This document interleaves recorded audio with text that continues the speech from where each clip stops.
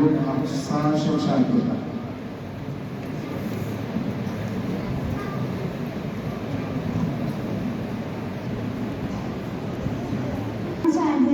وعلیکم السلام ناظرین.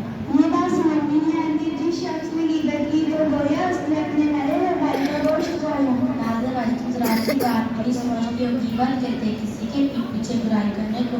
وہ برائی اس میں بھی ہوتی ہے کسی کی پیٹ پیچھے برائی کرنا. اس قدر بری بات ہے جیسے اپنے مرے ہوئے کا گوشت کھایا. چیچی سادہ بہن یہ تو بہت گندی اور بری بات ہے. ہاں بہن، لیکن آج کے زمانے میں اس برائی کو برائی نہیں سمجھا جاتا ہے. جہاں دو چار لوگ دو چار کے جمع ہوئی وہاں غیبت والا عمل شروع ہو گیا. سادہ بہن آپ کو معلوم ہے ایسے لوگوں کا کیا حال ہوگا؟ نہیں بہن، مجھے نہیں معلوم ایسے لوگ کیا ہوگا. ایسے لوگ جہنم میں جائیں گے، وہاں سخت سے سخت سزا پائیں گے. جی ہاں بہن، میں نے سنا ہے جھوٹ بھی بہت بری برائی ہے. اس سے فرشتوں کو بدبو آتی ہے. کیا بات درست ہے؟ سادہ بہن جھوٹ تو تمام برائیوں کی جڑ ہے. جھوٹ بولنے والے پر قرآن نے جگہ جگہ لعنت فرمائی ہے. جھوٹ ایمان کو خراب کرنے والا مرض ہے. اس سے چہرے کی روشنی ختم ہو جاتی ہے، حافظ کمزور ہو جاتا ہے اور جھوٹی قسم کھانے والا خدا کی نعمت سے محروم ہو جاتا ہے. جھوٹی گواہی دینے والا منافقین کے ساتھ جہنم کے نچلے طبقے میں جائے گا. تو ناظرین، یہ تو بہت گندی اور بری بات ہے. اللہ تعالیٰ ہماری جھوٹ اور غیبت جیسی بری لعنتوں سے پرہیز ہے. بہن، ہمارے معاشرے میں کوئی برائی ہے، اس کا بھی انجام بتا دو، بڑی مہربانی ہوگی. بتاؤ بہن وہ کون سی برائی ہے؟ بہن، ہمارے معاشرے میں سجن بہت زیادہ ہے. حسد کرنے والے کے بارے میں ذرا بتائیے. شادیہ میں حسد بھی بہت بڑا گناہ ہے. حسد کرنے والے کی دنیا اور آخرت دونوں بھی خراب ہوتی ہے. حسد کرنے والے کو خدا کی نعمتوں کو دشمن قرار دیا گیا ہے اور فرمایا حسد انسان کے نیک اعمالوں کو کھا جاتا ہے جیسے لکڑی آگ کو کھا جاتی ہے. ناظرین، ہمارے پڑوس میں سلیمہ بھی رہتی ہے نا. نماز روزے کی پابند ہے مگر چونکہ غیبت جیسے اس میں بہت ساری برائیاں ہیں. یہ برائیاں اس کی نیکیوں کو بس میں کر دی کہ تم جا کر اس کو سمجھاؤ کہ وہ ان برائیوں پر پرہیز کرے ورنہ اس کا انجام برا ہوگا. جی ہاں بہن، میں اس کو سمجھانے کی کوشش کروں گی. میں اپنے محلے ذاکر حسین نگر میں خواتین کا اجتماع رکھوں گی. میں اس میں تم کو بتاؤں گی. تم ذرا اس کی مزید بیان کرنا، انشاءاللہ بہت فائدہ ہوگا. تم کوشش کرو، انشاءاللہ میں ضرور حاضر ہوں گی. اچھا پھر میرا انتظار ہوگا. ہم اپنی میں انشاءاللہ. السلام علیکم ورحمۃ اللہ وبرکاتہ. وعلیکم السلام ورحمۃ اللہ وبرکاتہ. صدر صاحب سے گزارش ہے کہ والد علم اور زارا دینی معلومات ہے. عام طور پر کسی انسان کو یہ چیزیں معلوم نہیں ہوتی.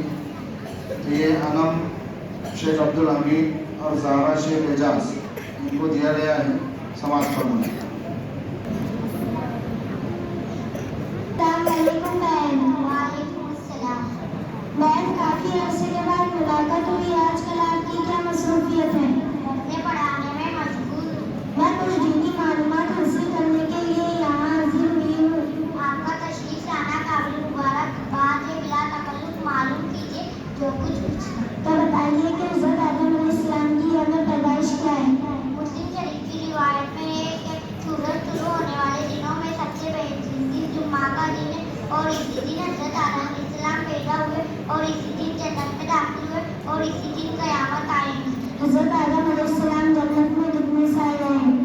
حضرت امام اوزاعی بیان فرماتے ہیں حضرت آدم علیہ السلام جنت میں 100 سال تک مقیم رہے اور ایک روایت میں ہے کہ 70 سال تذکرہ رہے اور ایک روایت میں ہے کہ 130 سال رہے. حضرت آدم علیہ السلام جنت سے کہاں اتارے ہیں؟ حضرت ابن عباس رضی اللہ عنہ اور حضرت حسن بصری رحمۃ اللہ فرماتے ہیں حضرت آدم علیہ السلام کو ہندوستان میں اتارا گیا اور حضرت حوا کو جدہ پر اتارا گیا. حضرت ابن عمر رضی اللہ عنہ فرماتے ہیں کہ حضرت آدم علیہ السلام کو صفا پر اتارا گیا اور حضرت حوا کو مروہ پر اتارا گیا. حضرت آدم علیہ السلام نے کتنے حج کیے اور کیسے کیے؟ حضرت آدم علیہ السلام نے 120 حج کے، 40 حج پیدل کے، باقی حج بیل پر سوار ہو کر کیے. حضرت آدم علیہ السلام نے دنیا میں آنے کے بعد سب سے پہلے کون سا پھل کھایا؟ حضرت آدم علیہ السلام نے سب سے پہلے بیت تناول فرمایا. حضرت آدم علیہ السلام نے جنتوں میں شرکت ان کے پہاڑوں اور پتھروں سے تعمیر کی. حضرت آدم علیہ السلام نے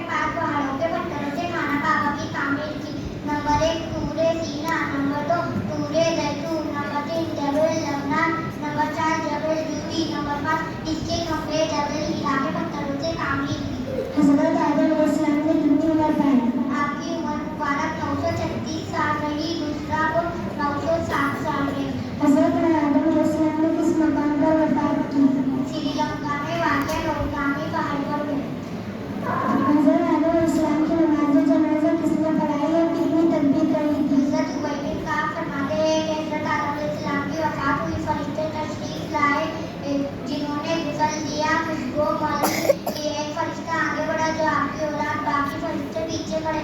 नमाज़े जनाजा हुई, फरिश्तों ने बकरी का गोश्त खोदकर दफना किया। तो आपकी नमाज़े जनाजा में 3 तकबीरें गई। माशा